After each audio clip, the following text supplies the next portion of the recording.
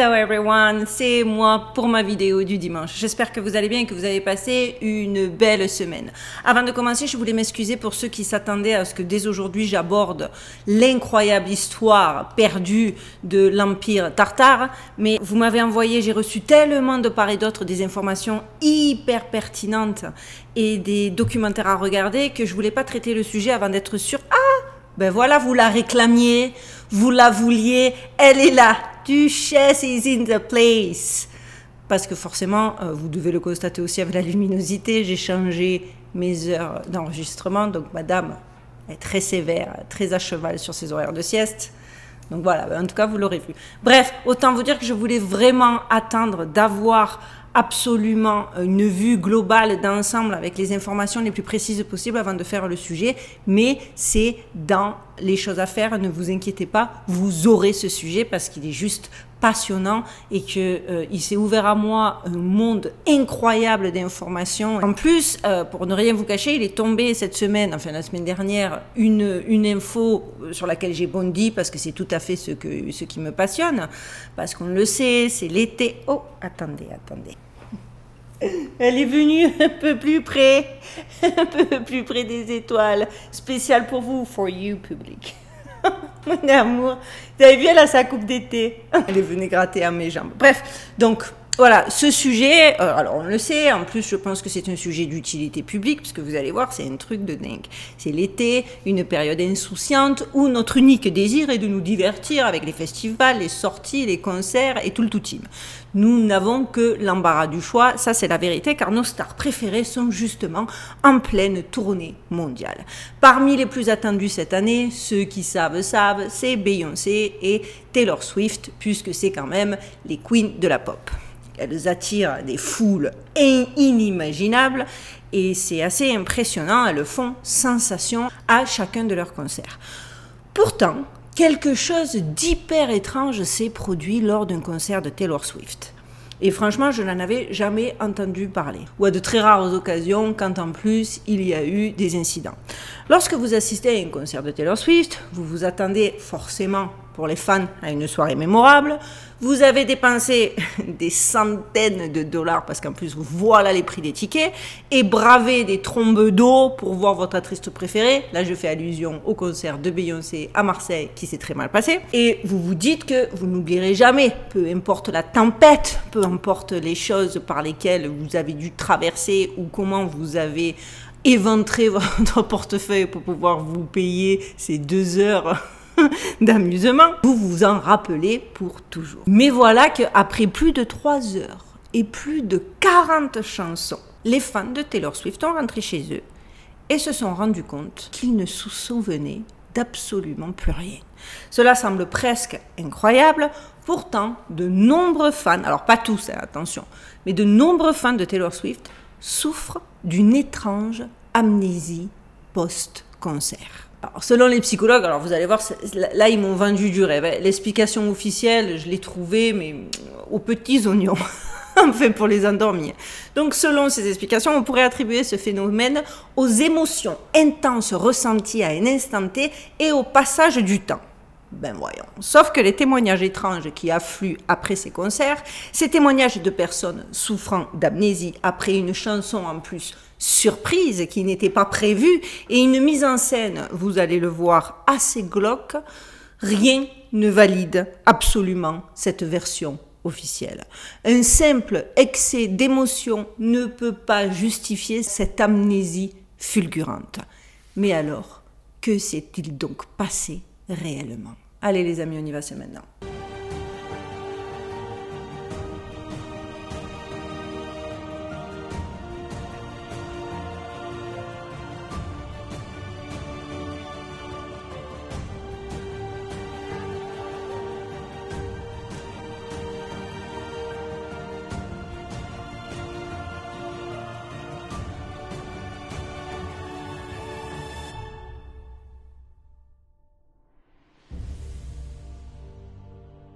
Qu'il s'agisse d'expériences hors du corps ou d'un état de rêve, les fans de Swift, ou Swifties, comme ils aiment se faire appeler, leurs petits sobriquets entre fans, se sont rendus sur les médias sociaux ces derniers jours. Alors TikTok, ils s'étaient damés pour révéler leur culpabilité de ne pas pouvoir se souvenir des moments clés de la tournée Eras. Eras, c'est le nom de la tournée de Taylor Swift.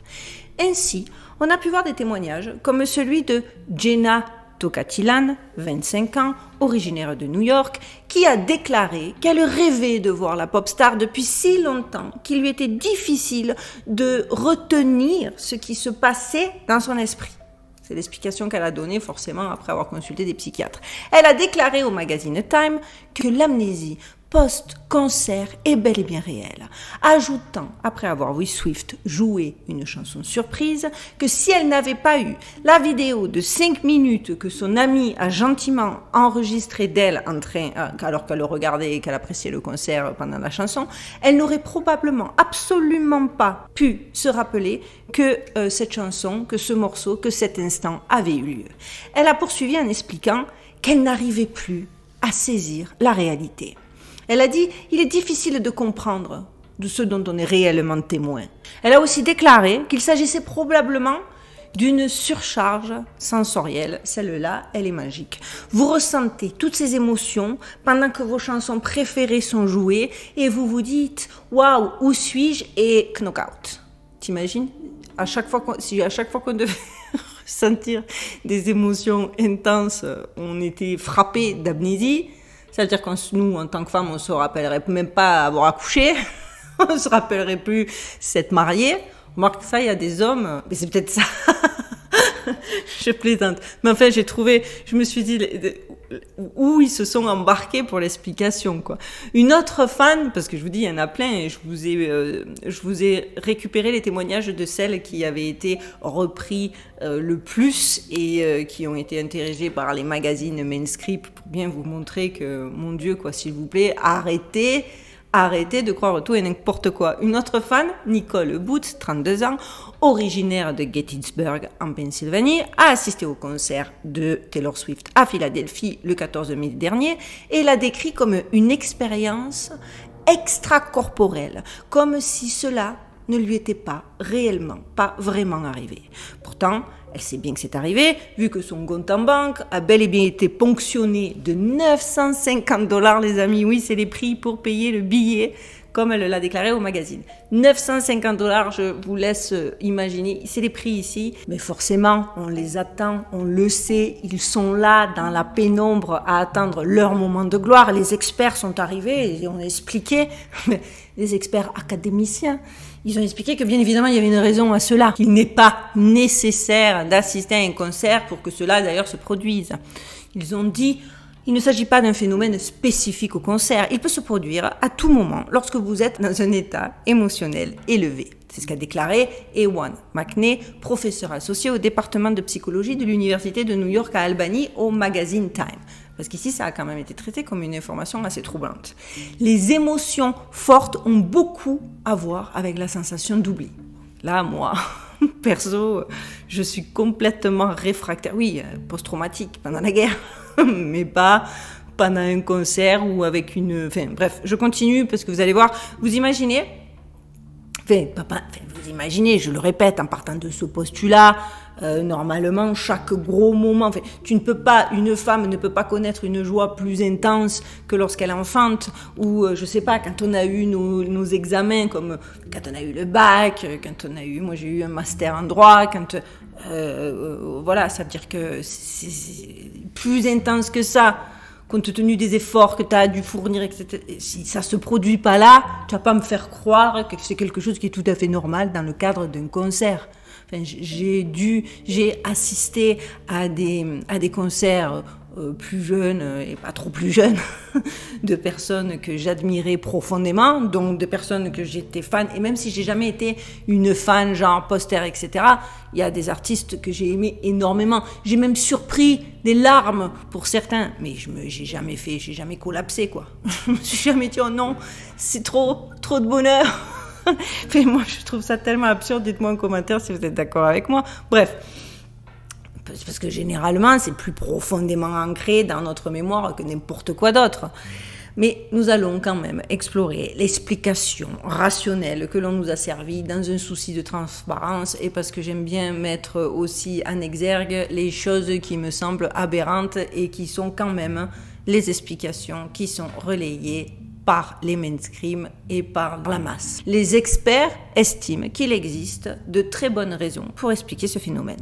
Le docteur Bean Burnett, neuroscientifique et chercheur associé honoraire à l'université de Cardiff, a déclaré « Si vous assistez au concert de quelqu'un que vous aimez, entouré de millions d'autres personnes très enthousiastes, écoutant une musique avec laquelle vous avez établi des liens émotionnels forts, vous allez ressentir beaucoup d'émotions en une seule fois.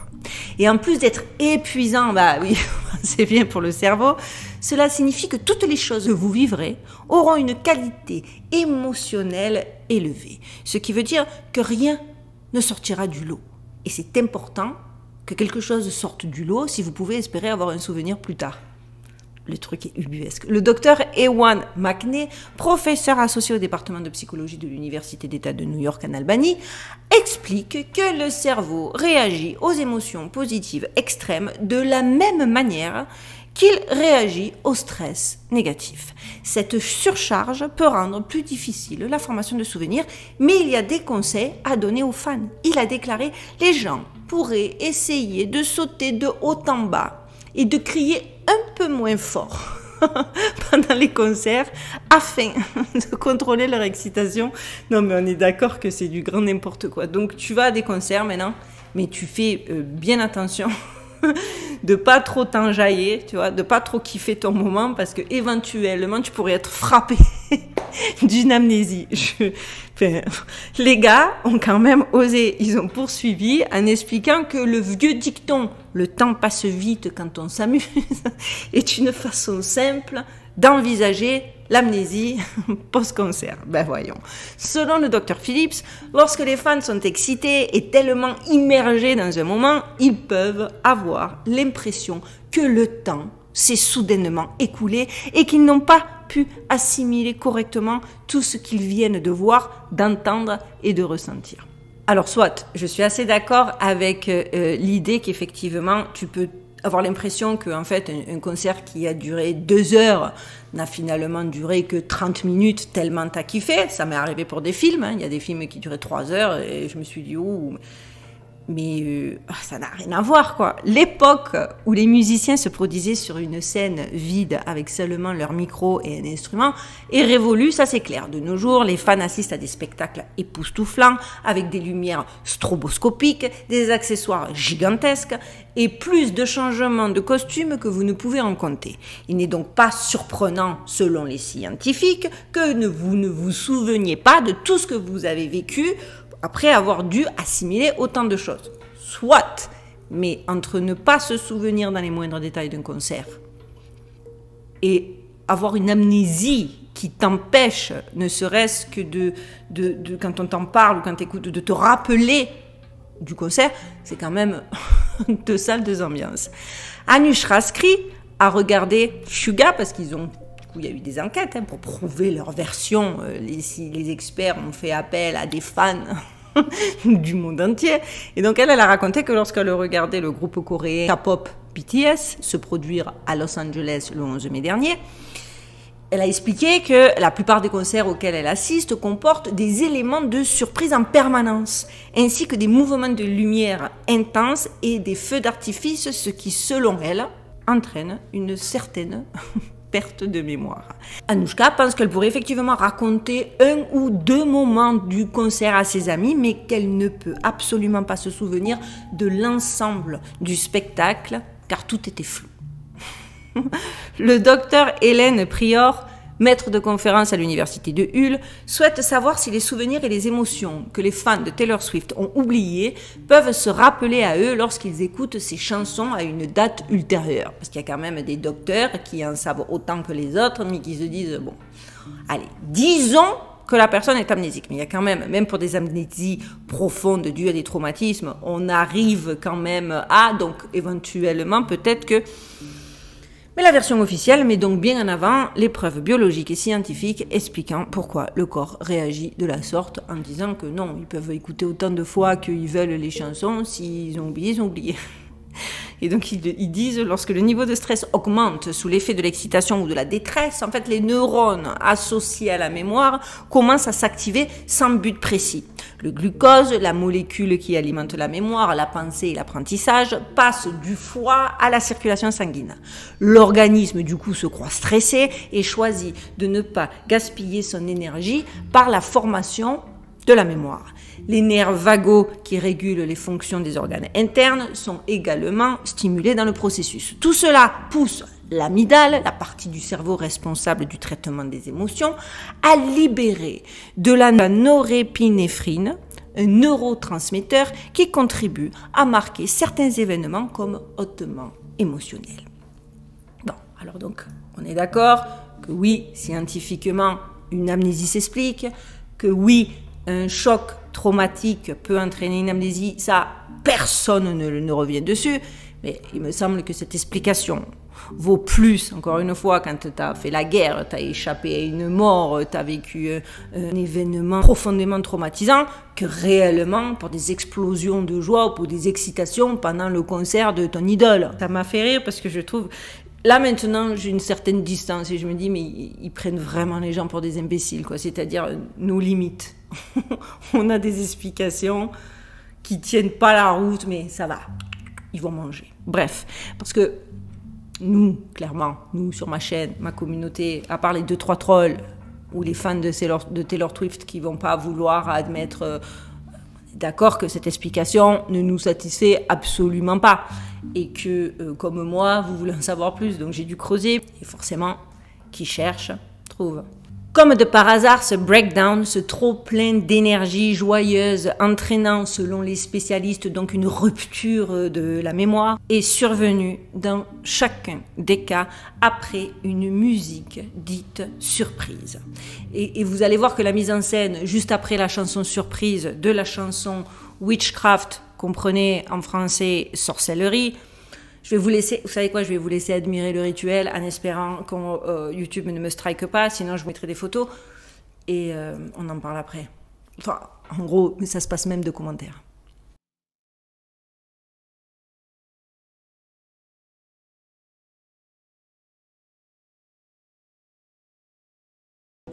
We are the signal and me, you.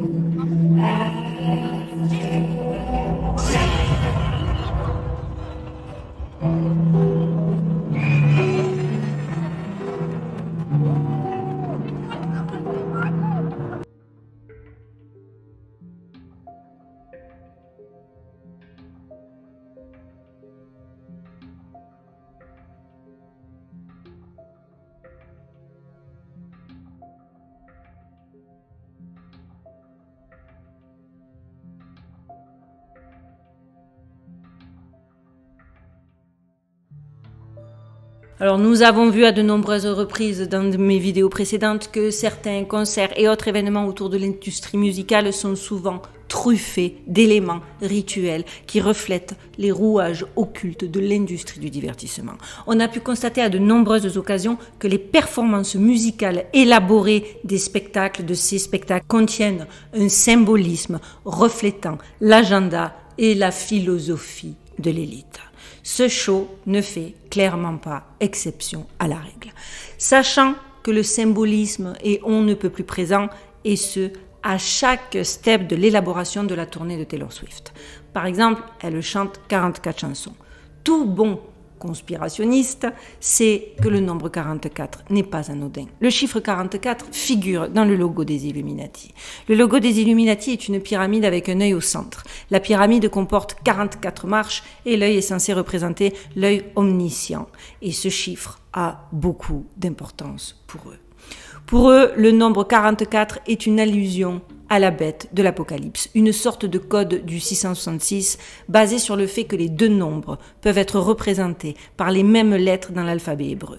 Et aussi, le nom de la tournée, parce qu'on ne va pas s'arrêter en si bon chemin, le nom de la tournée est loin d'être anodin. Effectivement, ce tour est appelé Eras.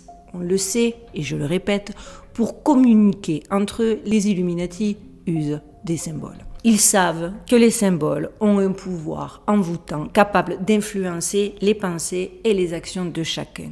Ainsi, le nom Eras compte parmi leurs symboles redoutables, porteurs de leurs sombres desseins pour l'avenir. Ce mot énigmatique, Eras, puise ses origines dans le mot grec aion, qui signifie ère ou époque.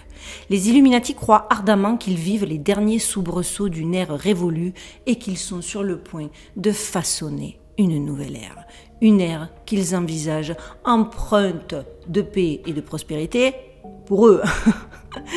Et uniquement s'ils parviennent à maintenir leur emprise sur la destinée du monde. Dans leur quête de contrôle absolu, ils utilisent le nom Eras comme un rappel constant de leur toute-puissance.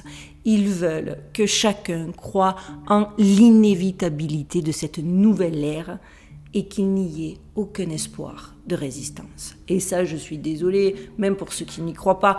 Vous pouvez l'appeler autrement. Si le terme Illuminati vous gêne, on peut l'appeler le Deep State, on peut les appeler le World Economic Forum, enfin, qu'on soit clair, hein. Appelez-les comme vous voulez, mais ça, vous ne pouvez pas le nier. C'est en chemin, enfin... Je pense que vraiment, plus j'étudie ce qui se passe et depuis que je fais ma chaîne, je pense qu'on est vraiment à un moment charnier de notre histoire. Nous sommes vraiment en train d'assister à un gros changement de paradigme et jamais ils ont été aussi au taquet dans l'ombre, quoi. Mais ce n'est pas tout. Le nom Eras fait également référence à leur emblème, un symbole tout aussi sinistre. Une pyramide, symbole de leur pouvoir écrasant, et au sommet, l'œil qui scrute avec vigilance le monde entier, témoignage inquiétant de leur surveillance constante. Ainsi, le nom Eras résonne tel une mélodie inquiétante dans les corridors sombres du pouvoir secret des Illuminati. Ils évoquent l'imminence d'un dénouement terrifiant d'une nouvelle ère où ils régneront en maîtres incontestés. En tout cas, c'est ce qu'ils essaient de faire. On est d'accord que tous ces signes, tous ces symboles, et encore, je ne vous ai pas fait un truc détaillé, mais on est d'accord qu'entre le rituel, qui, enfin, personnellement, m'a fait absolument penser à celui que je vous avais décrit dans mon autre vidéo, dont je mettrai la description dans la barre de description, on est quand même d'accord. Je ne vais pas répéter ce que je dis tout le temps, mais le but d'une chose qui soit unique, et ils sont tous dans une espèce de compétition à qui fait le mieux, qui fait le plus, je vois pas pourquoi ils reproduiraient les mêmes chorés. Parce que de base, l'autre fou, là, il peut l'accuser de lui avoir volé sa choré. Mais ça ne se produit pas. Et puis, pour ceux qui douteraient et qui penseraient que, bon, ben, peut-être c'est une victime, vous allez voir qu'elle n'en est pas à son coup d'essai. Niveau symbolique, je vous offre un petit florilège des images de ces derniers clips. L'élite sait que la musique est un outil puissant et ils l'utilisent à leur avantage. Je sais, cela peut sembler complètement ubuesque pour ceux qui débarquent, complètement fou pour ceux qui sont dans le déni, mais avant de crier à la théorie du complot, saviez-vous, qu'au début des années 1900, un accord mondial sans précédent a été établi visant à modifier la fréquence de la musique. Cet accord, connu sous le nom d'accord international de normalisation de la fréquence, a été créé dans le but de standardiser la fréquence de référence utilisée pour l'accordage des instruments de musique et la diffusion musicale. Auparavant, il existait une grande variété de fréquences utilisées à travers le monde. Et la plus utilisée était la fréquence 432 Hz. Et alors, hein, chacun fait ce qu'il veut. Où est le problème? Si lui, il a envie d'écouter même à 500 Hz, c'est son problème. Qu'est-ce que tu nous racontes? Eh bien, soi-disant, bon, en tout cas, moi, c'est ce que je me suis dit. Je me suis dit, il y a un problème de fréquence, mais on fait... Eh bien, soi-disant, ces différentes fréquences entraînaient une disharmonie musicale lors des performances entre différents pays et régions. Cette situation intenable a poussé les scientifiques, les musiciens et les experts académiques, donc comprenez, vendus au système, de l'industrie musicale, à rechercher une solution globale. Oui, globale, quand même. On ne pouvait pas laisser cette cacophonie de fréquences venir dénaturer la musique. Et donc, AINF a réuni des représentants de différents pays, des musicologues, des acousticiens et des ingénieurs du son afin de débattre et de trouver un consensus sur une fréquence de référence commune. Après de nombreuses discussions et délibérations, la décision a été prise d'adopter la fréquence de 440 Hz comme référence internationale, c'est-à-dire worldwide. Ils n'ont même pas cherché à comprendre. Ils ont dit, vous vous rendez compte, il n'y a quand même que pour la musique qu'un truc pareil, à ma connaissance, a eu lieu. C'est mondial. Moi déjà, rien que le fait qu'ils aient réussi, ça prouve bien la puissance du truc, quoi, à imposer au monde cette fréquence, parce que cette norme de fréquence, connue donc aussi sous le nom de diapason international, a été largement acceptée et adoptée par tous les pays à travers le monde. Je trouve que c'est énorme. Alors officiellement, elle a permis d'harmoniser l'accordage des instruments de musique et a facilité la diffusion et l'interprétation des compositions musicales à l'échelle mondiale. Sauf que, ok, ça pourrait tenir la route, mais quand on creuse un peu plus, on se rend compte que la fréquence de 432 Hz, connue sous le nom du diapason de Verdi, était largement utilisée en Europe à travers le monde au 19e et au début du 20e siècle. Et elle était beaucoup plus en harmonie avec la nature et avait des effets bénéfiques sur l'auditeur. Certains musiciens, compositeurs et théoriciens de la musique tels que Giuseppe Verdi, d'abord c'est pour ça qu'on appelle la fréquence 432 le diapason de Verdi, ont soutenu l'utilisation de la fréquence 432 Hz en affirmant qu'elle avait des propriétés acoustiques et harmoniques plus naturelles et plus bénéfiques pour l'oreille humaine. Ils estimaient que cette fréquence en particulier créait une résonance plus profonde et une connexion émotionnelle plus intense avec la musique. Pourtant, cela n'a pas empêché l'AINF de créer son accord mondial en matière de fréquence de la musique dans les années 1900 et d'imposer sa fréquence de 440 Hz. Et alors ça c'est pareil, c'est-à-dire tu as des mecs, le top du panier, des Verdi, des Mozart, des Beethoven, enfin, qui sont inégalés, qui te disent non, c'est celle-là la bonne fréquence. Mais toi, académicien, tu as dit oui mais non. Et vous voulez ? Vous allez voir, et bien sûr, vous allez, pour ceux qui le savent, vous vous dites mais comme de bien entendu, et pour ceux qui ne le savaient pas, vous allez comme moi bondir de vos sièges. Vous savez qui est à l'origine de ce profond et arbitraire changement? Oui, je vous le mets dans le mille, la fondation Rockefeller. Alors dites-moi, ceux qui disent que je suis une tarée, que quand même, à un moment donné, faut quand même plus pousser mes mains dans les orties. Pas de surprise donc lorsque l'on se renseigne et que l'on découvre qu'en plus cette fréquence de 440 Hz n'est pas harmonieuse ni pour le corps humain ni pour l'environnement. La rumeur veut même qu'Hitler l'ait utilisée pour provoquer des sentiments de colère et d'agression en la jouant pour les foules lors de ses discours. Forcément, rien de surprenant d'apprendre que certains, au vu de leurs recherches, pensent que 440 Hz fait partie d'une conspiration visant à contrôler les esprits. Je suis désolée et n'en déplaise à ceux qui ne veulent pas voir, ça a du sens. Nos émotions sont une force puissante, capable de façonner nos pensées et nos actions. Et la musique a un effet profond sur nos émotions. Il est clair que la musique fait appel à nos émotions de manière puissante et ça c'est incontestable, ce qui a des répercussions sur le bien-être individuel et du coup aussi sur la cohésion sociale. Du coup, l'importance de l'accord à 432 Hz devient plus évidente lorsque l'on se penche sur l'histoire de la musique. C'est pour cela d'ailleurs que le grand compositeur d'opéra Verdi a écrit absolument la totalité de ses œuvres en accord 432 Hz. Il pensait, je le répète, que cet accord permettait de tirer le meilleur parti de la voix humaine. Et en outre, d'autres nombreux grands compositeurs classiques, je vous le disais, je le répète, tels que Bach et Beethoven, ont également composé et utilisé l'accord 432 Hz pour écrire leurs plus grandes œuvres.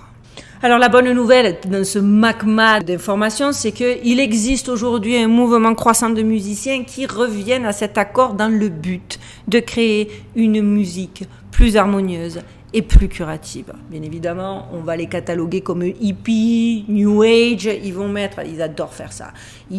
Pour cristalliser des gens qui veulent un petit peu sortir des boîtes, on les affuble de sobriquets, où on fait des amalgames dégueulasses.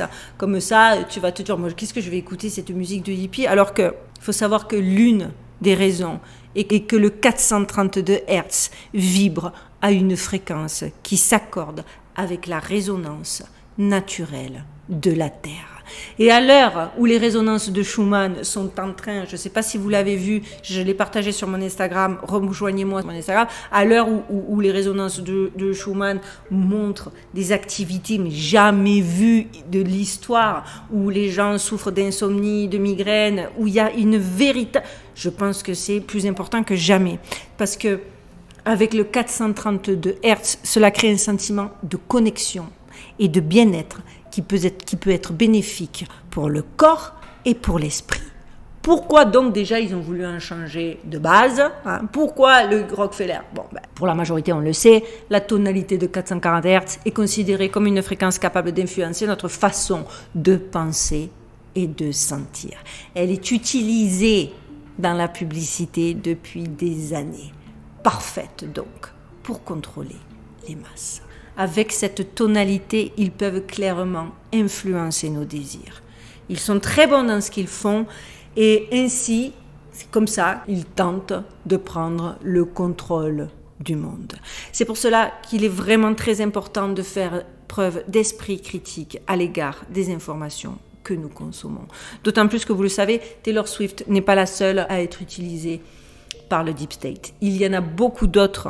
Il y a énormément, voire la quasi-totalité des célébrités qui diffusent cette propagande.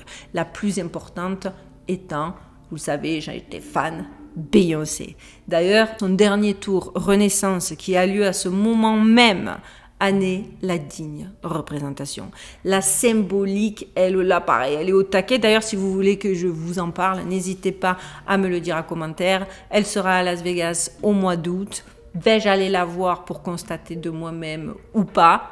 Bon, après, soit je paie mes tickets 150 $ et je suis dans le Allegiant Stadium et je suis tellement haut que je saigne du nez à cause de l'altitude, soit j'ai vu qu'à 400 $, avec un peu de chance, j'étais devant un des gros poteaux et je pouvais regarder le concert comme ça. Et sinon, mais qui peut se payer des concerts à ce prix-là? Pas moi. Voilà les amis, pour aujourd'hui c'est fini. Moi j'ai trouvé cette information passionnante. Je m'excuse encore pour ceux qui s'attendaient à un sujet sur la Tartarie.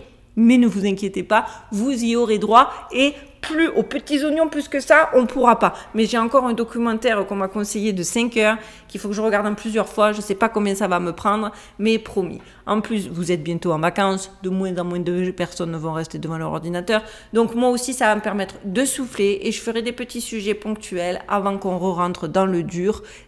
Alors je vous le dis, nous la rentrée ici, c'est le 9 août. Quand il fait 45 degrés à Las Vegas et que c'est le mois le plus chaud de l'été, mais je sais pas, ici les écoles ils se sont dit allons donc, c'est bien de faire rentrer les enfants à l'école en août, ils seront bien chauds, ils seront bien crevés à se lever à 5 heures le matin, le top du top. Donc bon, je vais m'accorder le dernier mois, j'espère que vous me comprendrez, pour un petit peu souffler. Avant de vous quitter, je voudrais vous remercier pour toutes les personnes qui se sont sensibilisées autour du chien. Et je voudrais encore remercier Origine Animale, qui est franchement toujours la première à venir apporter secours aux animaux. Elle m'a refait un soin pour Duchesse. Autant vous dire que vraiment, elle est top. Si vous avez des difficultés avec un animal ou même voilà, même vous, elle m'a même fait parce que j'ai eu un gros souci de dos. Je ne peux que vous la conseiller et parce que tous les retours de mes abonnés, tous les retours des abonnés qui l'ont utilisé et que j'ai eu ont été dithyrambiques. Donc voilà, vraiment, pour tout ce qu'elle fait, pour tout ce qu'elle est, je la remercie du fond du cœur. Voilà, c'est fini. Vous connaissez le système. On like ma vidéo, on commente on partage. Pour les petits nouveaux, on s'abonne et on se retrouve tous dimanche prochain. En attendant, prenez soin de vous, prenez soin de vos poches, gardez l'œil ouvert et surtout, stay safe les amis.